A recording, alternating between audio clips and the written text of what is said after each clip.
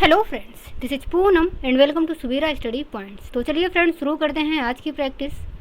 और ये practice number 12 है, यानी कि इससे पहले हम 11 प्रैक्टिस करवा चुके हैं। तो यदि आपने वो वीडियोज़ नहीं देखे हैं तो उनको भी देख लें। सभी वीडियो आपको एक साथ प्लेलिस्ट में मिल जाएंगी। और यहाँ पर हम जो सीटेट के प्रीवियस ईयर के क्वेश्चन पेपर हैं उनकी प्रैक्टिस डेली करवा रहे हैं। तो चलिए फ्रेंड्स, शुरू करते हैं। उससे पहले यदि आप चैनल पर नए हैं तो चैनल को सब्सक्राइब कर लें, साथ ही बेल आइकन भी प्रेस कर लें ताकि आने वाली सभी वीडियो की नोटिफिकेशन आप लोगों को मिलती रहे। तो देखते हैं यहाँ पर पहला क्वेश्चन। एंड पहला क्वेश्चन है कि विकास की किस अवस्था में बच्चे कल्पनाशीलता वाले खेल में सक्रिय रूप से भाग लेते हैं? शैशवावस्था, प्रारंभिक बाल्यावस्था, मध्य बाल्यावस्था या फिर किशोरावस्था में? तो यहाँ पर जो हमारा आंसर है वो सही हो जाएगा प्रारंभिक बाल्यावस्था, यानी कि जो बच्चे हैं वो प्रारंभिक बाल्यावस्था में खेलों में सक्रिय रूप से भाग लेने लगते हैं। उसके बाद अगला क्वेश्चन है कि लेव वाइगोस्की ने अपने सामाजिक संरचनावाद सिद्धांत में निम्न में से किसे विद्यार्थियों में अधिगम को सुसाध्य करने हेतु उपयुक्त बताया है? सहकर्मी सहयोगिता, सांस्कृतिक उपकरणों का हस्तक्षेप, रटकर याद करने पर बल या फिर गैर संदर्भित पाठ्यक्रम? तो जो वाइगोस्की हैं उन्होंने सामाजिक को महत्वपूर्ण माना है, समाज को महत्वपूर्ण माना है, संस्कृति को भी महत्वपूर्ण माना है। तो यहाँ पर जो हमारा ऑप्शन फर्स्ट है कि सहकर्मी सहयोगिता, क्योंकि सहकर्मी से मतलब है कि जो भी उसके साथ के बच्चे होंगे तो वहाँ पर भी एक समूह क्रिएट होगा, यानी कि समाज क्रिएट होगा। तो ऑप्शन हमारा पहला वाला ही सही हो जाएगा। एंड जो सेकेंड ऑप्शन है कि सांस्कृतिक उपकरणों का हस्तक्षेप, तो हस्तक्षेप से नहीं बल्कि जो सांस्कृतिक चीज़ें हैं उसके हस्तक्षेप होता है उसका, तभी तो बच्चा सीखता है। तो ऑप्शन सेकेंड वाला भी गलत है एंड पहला वाला यहाँ पर सही है।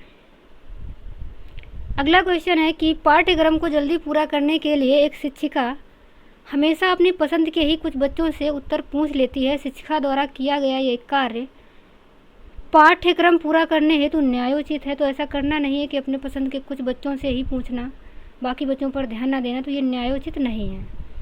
एंड ये दर्शाता है कि शिक्षिका में अपनी कक्षा के श्रेष्ठ बच्चों को पहचानने का अच्छा कौशल है, विद्यार्थियों को समान अवसर की उपलब्धता से वंचित करता है, या फिर सभी विद्यार्थियों के समान सम्मिलित को सुनिश्चित करने में प्रभावशाली होगा। तो समान सुनिश्चितता तो यहाँ पर दिख नहीं रही क्योंकि वह कुछ बच्चों को ही चुनती है। तो ऑप्शन यहाँ पर तीसरा वाला कि जो विद्यार्थी हैं उनको समान अवसर की उपलब्धता से वंचित करता है, क्योंकि सभी को वहाँ पर समान अवसर नहीं मिल रहे हैं। अगला क्वेश्चन है कि कथन दिया है कक्षा में मूल्यांकन के लिए शिक्षकों को विविध विधियों का प्रयोग करना चाहिए। तो ये बात सही है कि हमें जब भी क्लास में पढ़ाना है तो कई तरीके की विधियों का प्रयोग करना चाहिए। एंड एक कक्षा में बच्चे की सफलता और असफलता को केवल पेपर पेंसिल परीक्षा के द्वारा सही और पूर्ण रूप से नहीं निर्धारित किया जा सकता। तो ये बात भी सही है। तो हमें कक्षा में विविध विधियों का प्रयोग करना चाहिए, क्योंकि कक्षा में बच्चों की सफलता और असफलता के लिए सिर्फ हम पेपर पेंसिल पर ही निर्भर नहीं रह सकते, क्योंकि इससे जो है अधिगम पूर्ण रूप से निर्धारित नहीं किया जा सकता। तो यहाँ पर ए और आर दोनों ही सही हैं एंड आर जो है वो एक ही सही व्याख्या करता है। उसके बाद अगला क्वेश्चन है निम्न में से कौन सा एक संरचनावादी कक्षा का अभिलक्षण है? अधिगम प्रक्रिया में अधिगमकर्ता निष्क्रिय नहीं होने चाहिए, भाई ये गलत है। पाठ्य पुस्तक को यंत्रवत याद करने पर अत्यधिक महत्व देना, कक्षा में बच्चों को प्रश्न पूछने के लिए प्रोत्साहित नहीं किया जाता है, और कक्ष में बच्चों के पिछले अनुभवों का उपयोग नए ज्ञान की रचना के लिए किया जाता है। तो बात हमारी यहीं पर यही वाली सही हो जाएगी, यानी कि हमारा जो फोर्थ ऑप्शन है ये सही है, क्योंकि एक जो संरचनावादी कक्षा है वहाँ पर बच्चों के जो भी अनुभव हैं उनका उपयोग नए ज्ञान की रचना करने के लिए किया जाता है। तो फोर्थ ऑप्शन हमारा यहाँ पर सही हो जाएगा। उसके बाद हम देख लेते हैं अगला क्वेश्चन। एंड हमारा अगला क्वेश्चन है विकासात्मक परिवर्तन किसका परिणाम है? आनुवांशिक और पर्यावरण परिस्थितियों का अनूठा संयोजन, किसी व्यक्ति का केवल आनुवांशिक ढांचा, केवल सामाजिक सांस्कृतिक कारक, या फिर ना तो वंशानुगत और ना ही पर्यावरणीय कारक? तो जो विकासात्मक परिवर्तन होता है वो आनुवांशिक और पर्यावरण दोनों का ही संयोजन होता है, यानी कि जो हमारा ऑप्शन है वो पहला वाला सही हो जाएगा, क्योंकि जो विकास है वो केवल आनुवांशिक ढांचा नहीं होता और ना ही केवल सामाजिक सांस्कृतिक कारक होते हैं। और यहाँ तो बोल रहा है कि ना तो वंशानुगत और ना ही पर्यावरणीय कारक, तो ये भी गलत है।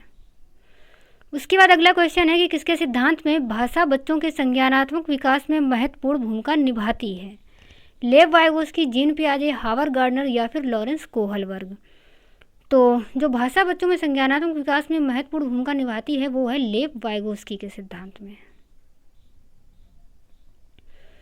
अगला क्वेश्चन है, प्रारंभिक कक्षाओं में शिक्षण अधिगम प्रक्रिया के लिए निम्नलिखित में से कौन सा दृष्टिकोण बेहतर है? बिना समझे नकल करना, करके सीखना, निष्क्रिय रूप से सुनना, रटकर याद करना। तो ये भी गलत है, और निष्क्रिय रूप से सुनना ये भी, और बिना समझे नकल ही करते रहना तो ये भी बेकार है। एंड ऑप्शन हमारा सेकेंड नंबर की करके सीखना, यानी कि क्रियाशील रहना। बच्चों में भ्रांतियाँ होना असामान्य है, अप्रारूपिक है, प्राकृतिक है, दुर्लभ है। तो बच्चों में भ्रांतियाँ होना ये प्राकृतिक है, मतलब स्वाभाविक होता है। भ्रांतियाँ हो जाना, भ्रम में पड़ना, गलतियाँ होना ये किसी से भी हो सकता है, तो ये प्राकृतिक है। उसके बाद अगला क्वेश्चन है कि इनमें से कौन सा बच्चा मध्य बाल्यावस्था में होगा? एक बच्चा जो सामाजिक भूमिकाओं की नकल करना शुरू कर रहा है काल्पनिक खेल के दौरान, तो नकल करने की जो शुरुआत होती है वो बाल्यावस्था में नहीं बल्कि शैशवावस्था में ही बच्चा नकल करने लगता है, अनुकरण करना शुरू कर देता है। तो ये ऑप्शन गलत है। एक बच्चा जिसने नियमों के अर्थ की समझ विकसित कर ली है और तर्क करता है। या फिर तीसरा ऑप्शन है, एक बच्चा जो संभावित कारणों की परिकल्पना कर सकता है और तदनुसार जटिल प्रयोग की योजना बना सकता है। तो ये गलत है, क्योंकि बच्चा अभी मध्य बाल्यावस्था में है तो वह अभी जटिल प्रयोगों की योजना नहीं बना पाएगा। एंड जो फोर्थ ऑप्शन है, एक बच्चा जो अभी स्थूल कौशल दिखाना शुरू कर रहा है, जैसे कि पेंसिल और ऐसी अन्य वस्तुओं को पकड़ना, तो मध्य बाल्यावस्था में तो ये भी सही नहीं होगा कि वह अभी सिर्फ ये पेंसिल या अन्य वस्तुओं को पकड़ना ही शुरू कर रहा है, तो ये भी गलत है। बाल्यावस्था के दौरान तक आते आते एक बच्चा नियमों के अर्थ की समझ विकसित कर लेता है और तर्क भी करने लगता है। तो ऑप्शन जो है हमारा यहाँ पर दूसरा वाला सही हो जाएगा। उसके बाद हम देख लेते हैं अगला क्वेश्चन, एक बाल केंद्रित कक्षा में अधिगम उद्दीपन प्रतिक्रिया संघों के युग्म द्वारा होता है, पुरस्कार और दंड पर निर्भर है, शिक्षक और छात्रा द्वारा सह निर्मित है, या फिर पूरी तरह से शिक्षक पर निर्भर है और छात्रों की भूमिका निष्क्रिय है। तो निष्क्रिय नहीं होती, सक्रिय होती है। एंड पुरस्कार और दंड पर भी निर्भर नहीं है। एंड उद्दीपन प्रतिक्रिया संघों के युग्म द्वारा होता है, तो ये भी सही नहीं, बल्कि जो एक बाल केंद्रित कक्षा होती है वहाँ पर शिक्षक और छात्रों द्वारा सह निर्मित होता है। तो ऑप्शन हमारा यहाँ पर थर्ड नंबर सही हो जाएगा।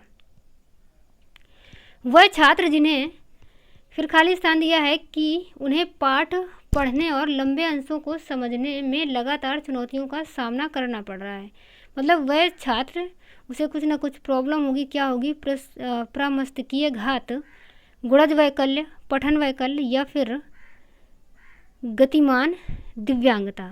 तो वह पढ़ने और लंबे अंशों को समझने में लगातार चुनौतियों का सामना कर रहा है, यानी कि पढ़ने संबंधी प्रॉब्लम है। तो यहाँ पर ऑप्शन हमारा तीसरा यानी कि पठन वैकल्य सही हो जाएगा। उसके बाद अगला क्वेश्चन है कि कथन दिया हुआ ये महत्वपूर्ण है कि विद्यार्थियों को अपने स्वयं के अधिगम पर कुछ नियंत्रण करने की अनुमति दी जाए, और तर्क दिया है कि अपने अधिगम पर नियंत्रण रखने से विद्यार्थियों को यह निर्णय लेने में मदद मिलती है कि क्या सीखना है और कैसे सीखना है। तो कहने से मतलब ये है कि ये महत्वपूर्ण है कि विद्यार्थियों को अपने स्वयं के अधिगम पर कुछ नियंत्रण करने की अनुमति दी जाए। तो ये बात सही है कि बच्चा कुछ सीख रहा है तो वह उसको नियंत्रित करे, कैसे क्या सीखना है ये बच्चा खुद ही निर्णय ले सके।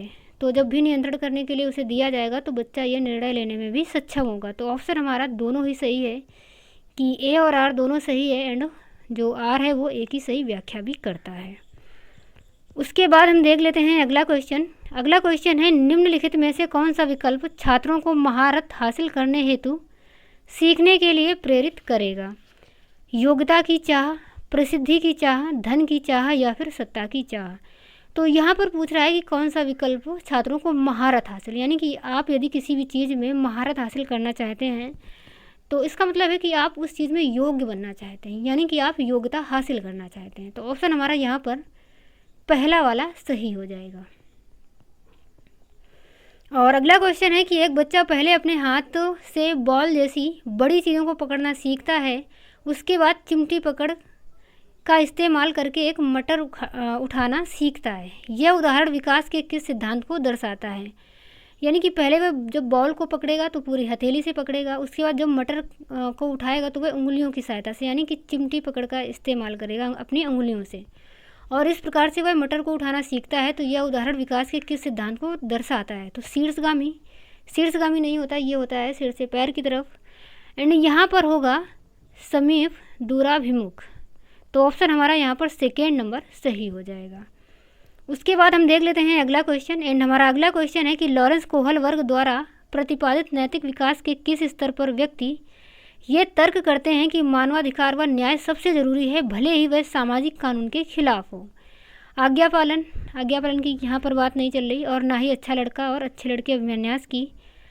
अधिकारिता एवं सामाजिक क्रम व्यवस्था अभिविन्यास, तो ये भी नहीं सही है, बल्कि यहाँ पर सही होगा सार्वभौमिक नैतिक सिद्धांत अभिविन्यास। अगला है विविध सांस्कृतिक पृष्ठभूमि के विद्यार्थियों को सफलतापूर्वक सम्मिलित करने के लिए शिक्षक को निम्नलिखित में से किससे बचना चाहिए? हर विद्यार्थी को पहचाने और उसका सम्मान करे, प्रभुत्वशाली समूह के अनुभवों को प्राथमिकता दे, शिक्षण की सामग्री में विविधता शामिल करे, कक्षा में सांस्कृतिक संवेदनशीलता का अभ्यास करे। तो यहाँ पर क्वेश्चन पे थोड़ा सा ध्यान देना है। बोल रहा है कि जो विविध सांस्कृतिक पृष्ठभूमि के विद्यार्थी हैं उससे वहाँ पर सभी विद्यार्थियों को सफलतापूर्वक सम्मिलित करने के लिए एक शिक्षक को किस चीज़ से बचना चाहिए, मतलब क्या चीज़ वहाँ पर एक शिक्षक को नहीं कर रही है। तो एक जो विविध सांस्कृतिक पृष्ठभूमि के बच्चे हैं तो ऐसे में हर विद्यार्थियों को पहचाने और हमें सभी का सम्मान करना है, मतलब किसी के साथ भेदभाव नहीं करना है। तो ऐसा हमें करना है, तो इससे हमें बचना नहीं है। और जो तीसरा वाला ऑप्शन है कि शिक्षण की सामग्री में विविधता शामिल करें, क्योंकि बच्चे जो हैं वो भिन्न भिन्न पृष्ठभूमि के हैं और बच्चों में वैयक्तिक भिन्नताएं भी पाई जाती हैं, तो इस वजह से शिक्षण सामग्री में विविधता भी शामिल करनी है। कक्षा में सांस्कृतिक संवेदनशीलता का अभ्यास भी करना है, ये बात भी सही है, बट हमें क्या नहीं करना है कि प्रभुत्वशाली समूह के अनुभवों को प्राथमिकता दें। यानी कि जो प्रतिभाशाली बच्चे हैं ऐसे बच्चों के समूहों के जो अनुभव हैं हम उन्हें प्राथमिकता दें। तो ये काम हमें नहीं करना है, मतलब कि किसी को प्राथमिकता दे रहे हो और किसी पर कोई ध्यान ही नहीं है, तो ऐसा काम नहीं करना है। तो ऑप्शन यहाँ पर हमारा सेकेंड सही हो जाएगा। उसके बाद हम देख लेते हैं अगला क्वेश्चन। विशिष्ट जानकारी के स्मरण पर आधारित प्रश्न का उत्तर देने के बाद एक विद्यार्थी इस बात पर विचार कर रहा है कि इस कार्य में किन संकेतों ने उसकी मदद की। ऐसा करने से विद्यार्थी किस चीज़ का विकास कर रहा है? विलंबित नकल, आत्मकेंद्रितता, अधिसंज्ञान या फिर अति औचित्य। तो ये चीज़ हमने कई बार बताई है कि यदि कोई बालक या कोई बच्चा विचार कर रहा है, यानी कि विचार करना जो है मानसिक क्रिया होती है, यानी कि हमारे संज्ञान से रिलेटेड होती है। तो यहाँ पर ऑप्शन हमारा तीसरा नंबर अधिसंज्ञान सही हो जाएगा। एक शिक्षिका को बच्चों के अपने आप से बातें करना यानी कि व्यक्तिगत वाक को क्या प्रतिक्रिया देनी चाहिए? मतलब एक बच्चा है जो अपने आप से बातें कर रहा है, तो ऐसे में एक शिक्षिका को उसके प्रति क्या प्रतिक्रिया देनी चाहिए? उसे हतोत्साहित करना चाहिए? नहीं करना है। उसे हतोत्साहित करना तो हतोत्साहित नहीं करना है, उसे मतलब हतोत्साहित करना क्योंकि इसके द्वारा बच्चा अपना खुद का ध्यान भंग कर रहा है, तो ऐसी बात नहीं होती, मतलब उसे हतोत्साहित नहीं करना है और इससे जो बच्चे का ध्यान है वो भी भंग नहीं होता। उसे प्रोत्साहित करना चाहिए क्योंकि इससे स्वनियमन सुसाधित होता है, या फिर उसे प्रोत्साहित करना चाहिए क्योंकि इससे शिक्षक की जिम्मेदारी खत्म हो जाती है। तो ये बात भी गलत है, बल्कि यदि कोई बच्चा अपने आप से ही बातें कर रहा है तो इसका मतलब ये होता है कि वह अपने स्वनियमन सुधारित कर रहा है, क्योंकि एक जो छोटा बच्चा है वो हमारी तरह मन में नहीं सोच पाता, बल्कि वह बोल बोल करके अपने विचारों को व्यक्त करता है। जैसे कि हम कोई चीज़ मन में सोचते हैं तो जो एक बच्चा होता है उसके अंदर अभी इतनी क्षमता नहीं होती, तो वह बोल करके अपने स्वनियमन को सुसाधित करता है। तो ऑप्शन हमारा तीसरा सही हो जाएगा। निम्नलिखित में से कौन किसी व्यक्ति के हाथ से तालमेल, संतुलन और शारीरिक निपुणता की क्षमता को प्रभावित करता है? गुणज वैकल्य, पठन वैकल्य, भाषा वैकल्य, गति समन्वय वैकल्य। तो बात यहाँ पर हो रही है कि निम्नलिखित में से कौन किसी व्यक्ति के हाथ से तालमेल, संतुलन और शारीरिक निपुणता, यानी कि शारीरिक निपुणता जो है और जो तालमेल संतुलन है, यानी कि जो शारीरिक संतुलन होता है वो किस क्षमता से प्रभावित होता है? तो ये होता है गति समन्वय वैकल्य। उसके बाद अगला क्वेश्चन है कि सीखने के सामाजिक संदर्भ के संबंध में निम्नलिखित में से कौन सा कथन सही नहीं है? संप्रेषण व अंतःक्रिया सीखने के लिए महत्वपूर्ण है, सीखने का सभी कार्य व्यक्ति द्वारा उनके दिमाग में किया जाता है। या फिर विद्यार्थी स्कूल में अपनी संस्कृति से बहुत सी समझ लेकर आते हैं। जब विद्यार्थी एक दूसरे की सहायता करते हुए सहयोगात्मक रूप से काम करते हैं तो उनका अधिगम सुदृढ़, प्रबलित व परिष्कृत होता है।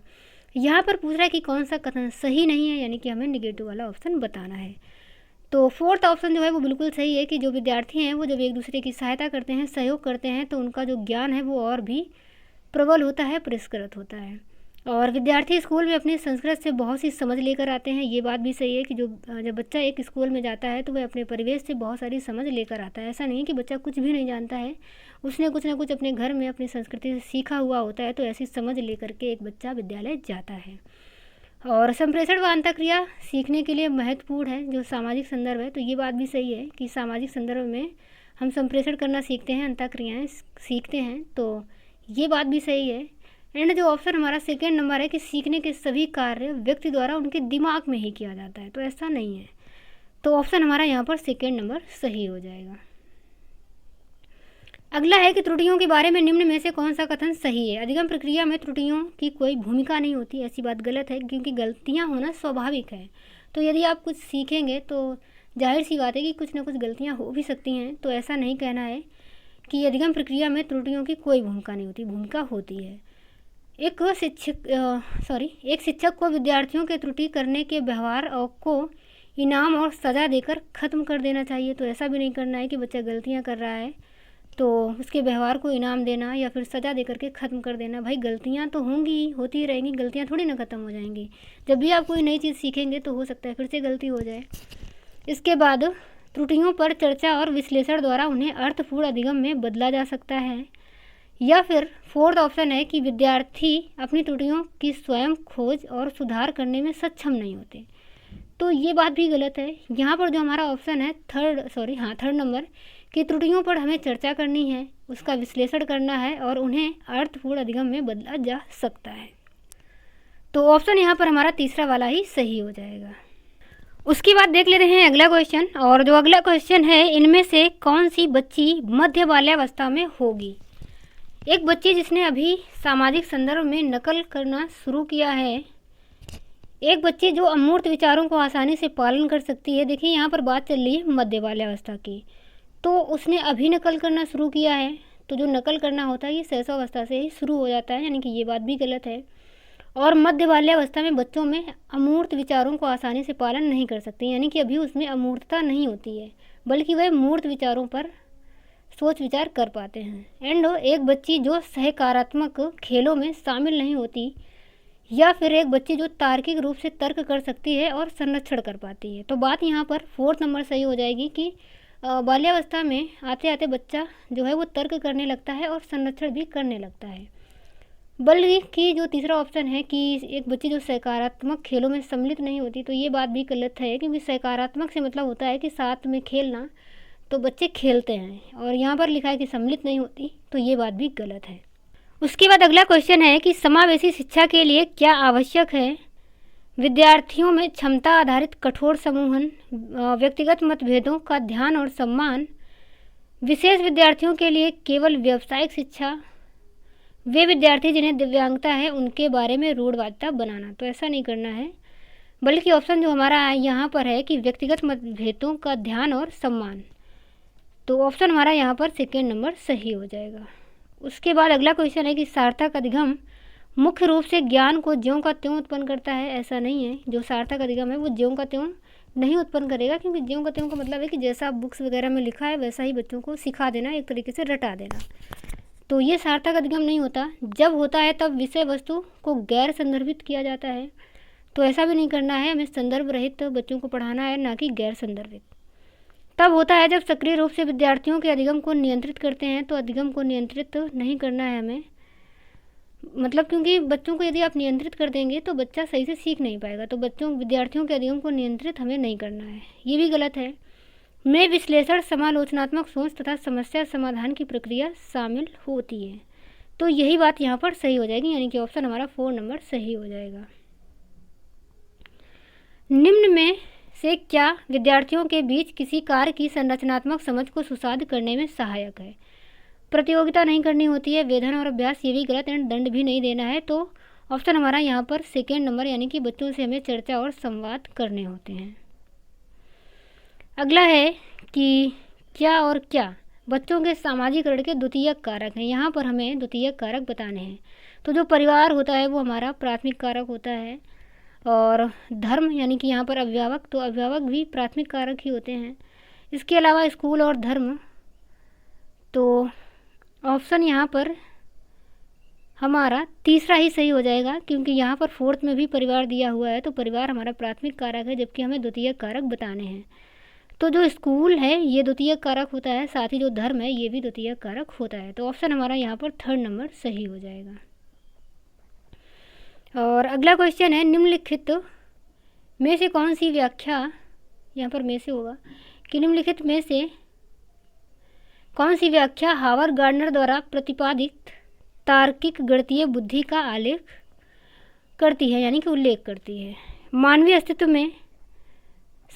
अस्तित्व के मामलों पर सोचने का सामर्थ्य व संवेदनशीलता, ध्वनि व ताल के प्रति संवेदनशीलता, स्थानों के पैटर्न को पहचानने व उनमें फेर बदल करने की क्षमता, समस्याओं को तर्कपूर्ण तरीके से विश्लेषण करने, मसलों की वैज्ञानिक दृष्टि से विवेचन करने की क्षमता। तो यहाँ पर गणितीय बुद्धि की बात कर रहा है, यानी कि ऑप्शन हमारा फोर्थ सही हो जाएगा। जो गणितीय बुद्धि होती है वहाँ पर तर्कपूर्ण तरीके से उनका विश्लेषण किया जाता है, या फिर वैज्ञानिक दृष्टि से, जो वैज्ञानिक दृष्टिकोण होता है उस तरीके से उनकी विवेचना की जाती है। तो ऑप्शन हमारा यहाँ पर 4 नंबर सही हो जाएगा। और अगला क्वेश्चन है कि निम्नलिखित में से कौन सा प्रश्न समालोचनात्मक सोच को बढ़ावा देगा। सौर प्रणाली का आरेख बनाओ। तो यहाँ पर सोच को बढ़ावा नहीं मिलेगा, समालोचनात्मक सोच, बल्कि यहाँ पर किसी भी प्रकार की सोच का बढ़ावा नहीं मिल रहा, बल्कि वह सीधे से सौर प्रणाली का जो आरेख है उसको बना देगा। एंड 328 और 984 से गुणा करो, तो ये भी सही नहीं है। शिक्षा का अधिकार अधिनियम किस वर्ष पारित किया गया था, यहाँ पर भी सही नहीं है। ऑप्शन हमारा 4 सही है कि शहरी और वैश्वीकरण के विभिन्न सामाजिक आर्थिक स्तर के लोगों पर अलग अलग प्रभाव का विश्लेषण करें। तो जब बच्चा जो विश्लेषण करेगा सामाजिक आर्थिक स्तर के लोगों पर अलग अलग तरीके से, कि जो लोग हैं तो वहाँ पर सभी का जो शहरीकरण और वैश्वीकरण के आधार पर सामाजिक आर्थिक स्तर है लोगों का अलग अलग होगा, और उस पर वह अलग अलग तरीके से विश्लेषण करेगा। तो यहाँ पर एक बच्चे की समालोचनात्मक सोच को बढ़ावा मिलेगा। उसके बाद अगला और लास्ट क्वेश्चन है कि विविध शिक्षण आवश्यकता वाले विद्यार्थियों को शामिल करने के लिए निम्न में से किसकी आवश्यकता है। बैठने की निश्चित व्यवस्था, लचीला पाठ्यक्रम, मानकीकृत आकलन और पाठ्य पुस्तक केंद्रित शिक्षा। तो ये भी गलत है, यानी कि ऑप्शन हमारा यहाँ पर सेकेंड नंबर लचीला पाठ्यक्रम सही हो जाएगा। तो चलिए फ्रेंड्स, आज की वीडियो में इतना ही रखते हैं, और मैं आशा करती हूँ कि आप लोगों को वीडियो पसंद आई होगी। तो आगे मिलेंगे अगले वीडियो में, तब तक के लिए bye bye and take care.